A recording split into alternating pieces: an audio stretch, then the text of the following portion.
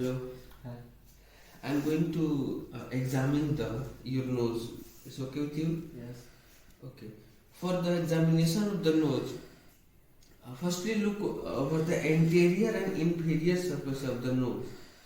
By interior surface, after that we can just press the tip of the nose for checking there is any tenderness or not, there is any inflammation or not, like this.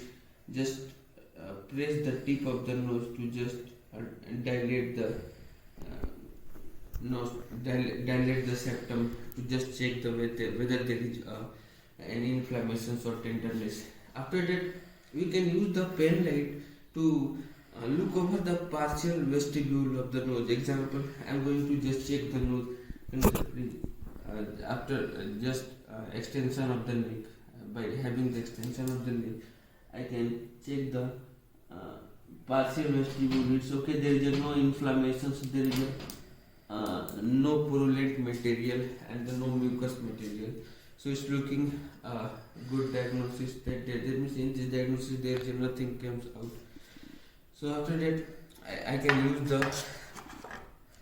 otoscope with the longest spicules, so that I can see the inferior and middle turbinates and the septa.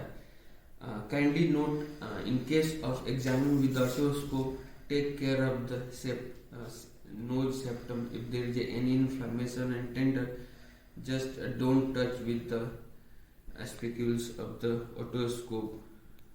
So with the help of the otoscope, I can just check.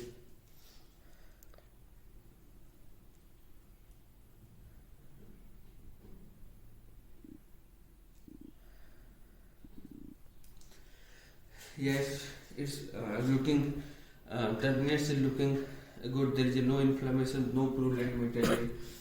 So after the using of the otoscope for the examination of the nose, we can go to the next examination method for the nose examination. Example, for the septum of the nose, we can septum of the nose. So if there is any inflammations or any purulent material, inferior part of the nose having a epistaxis, that means the nose bleeding. This is the most common place for the nose bleeding. If there is any defect and any inflammations and any type of tenderness in the septum of the nose. Now I'm going further. Like I'm going to just press the ella of the nose simultaneously to check there is any breathing obstructions or not. So first I am going to press here. So can you please breathe? Now it's okay. So there is no obstructions in the nose.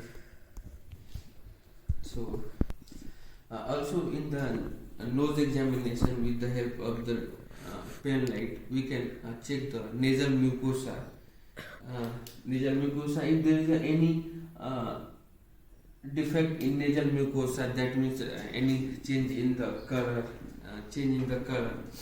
and because the color of the mucus in the nose is different from the in saliva, so the mucus inside the nose is just covering the septa and as well as the turbinates. Okay. Then also we can focus for the examination of those. We can focus on the sinuses.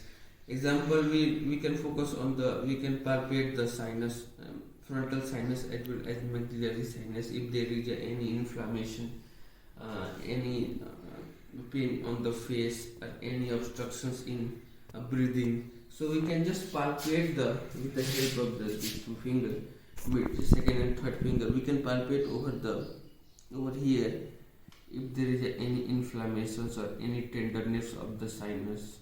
It's look great. There is no tenderness and no inflammation. So we can focus on the head here. This is the maxillary sinus. We can just palpate roundly to just there is any defect or any inflammations and any tenderness. So it look great. There is no tenderness inside the side thing.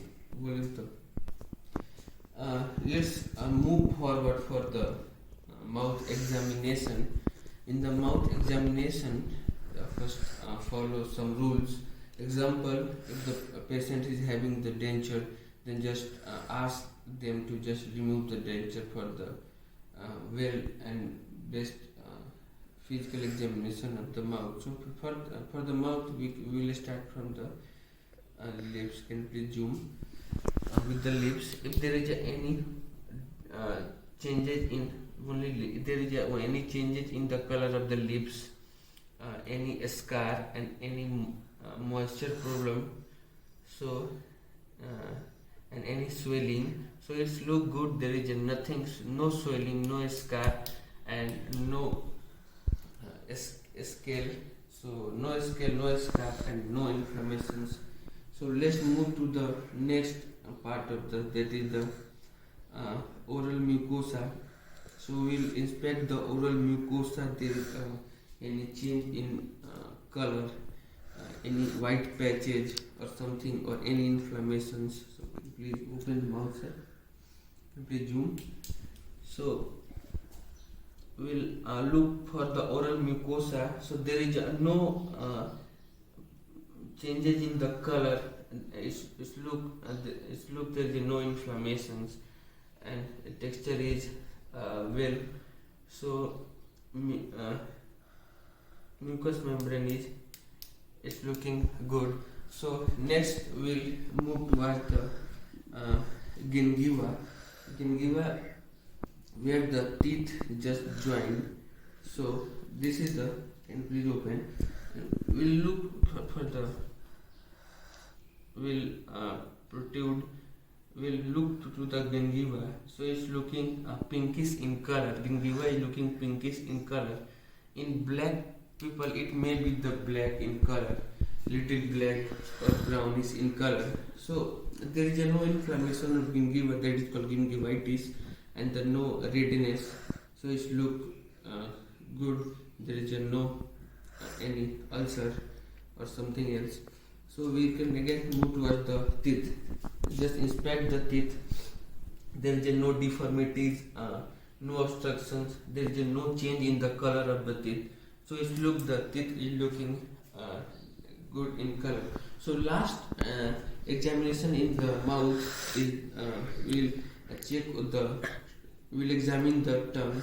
So let's ask the patient to just protrude the tongue. So can you please protrude your tongue, remove it fully. So if there is deformities in the protrusion in the tongue, that means cranial nerve 12 is defect in the patient. But this patient cranial nerve 12 is okay because there is no deformity in protrusion of the tongue, and there is no ulcer and no white patches on the base and the side of the tongue.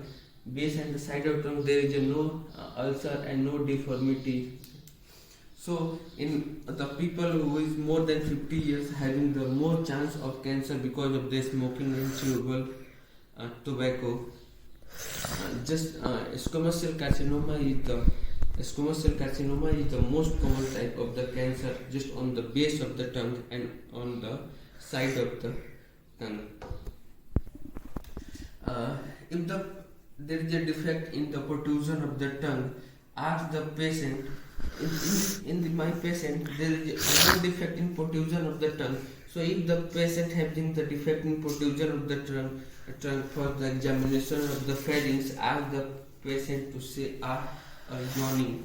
So yawning and are saying by the patients can just we can check the pharynx and any deformities, any inflammations, any white patches or any ulcer. We can just examine by this method. And further, I am going to just examine the neck. So for the neck examinations, look for any scar, any inflammation, and any deformities in the neck. So by just looking, everything is looking perfect. So no inflammations and scar and no any skin problem. So nextly I am going to just examine the submandibular gland with the hand of the second and the third finger. You can just palpate the submandibular gland. We can rotate roundly to just feel and palpate the submandibular gland. It's feeling and it's moving roundly and changing the place. So it's look good. Diagnosis is good. There is no problem in the submandibular gland. So next, I am going to examine the pre-auricular lymph node and the post-auricular lymph node and the submandibular lymph node. So pre-auricular lymph node is just present in front of the ear. So we can palpate with the help of the second and third pre-auricular lymph node. It's in front of the ear. I am feeling and just palpate roundly to just check there is any deformity in any tenderness, any inflammation. So everything is looking great. So and for the post auricular lymph node is just behind the ear, that is over the mastoid process. We can again just palpate roundly to just check it if everything is okay or not. So it's looking everything is fine. So after that I am going to examine the secondly I am going to examine the thyroid gland of the in the neck. So I am going to examine the thyroid gland.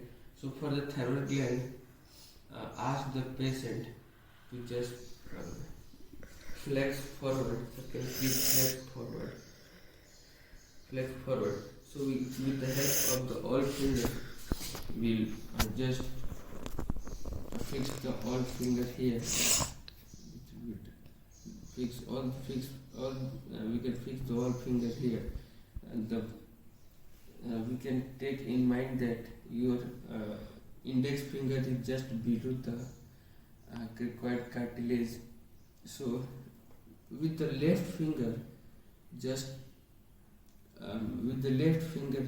move the trachea to the right side, and with the right finger just palpate the space between the trachea and the SCM muscles. If there is any changes in the space, that means there is a defect in thyroid gland. There is an inflammation or any deformity in thyroid gland. So here everything is looking fine. So this is all about the examination of the neck. Thank you.